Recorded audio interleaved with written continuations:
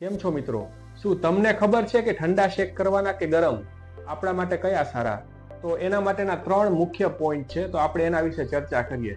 જ્યારે કોઈ વ્યક્તિ પડી જાય કે વાગી જાય કે ઈજા થાય, તાજી ઈજા હોય, તો એવા સંજોગોમાં હંમેશા કોઈ પણ સિઝન હોય ઠંડા શેક જ કરવાના રહેશે.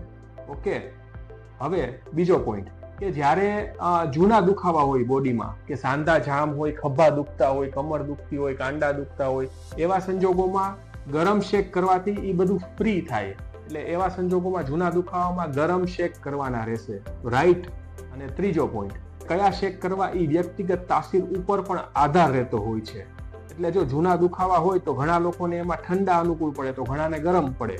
એટલે તમારે બંને શેક કરી જોવાના અને એમાંથી જે અનુકૂળ પડે ને એ જ તમારે કરવાનું રહેશે. એટલે એક વસ્તુ ફાઇનલ કે જો પડી જાવ વાગે તો હંમેશા આઈસ લગાવવાનો, બાકી તમારી ઈચ્છા પ્રમાણે. Okay, thank you.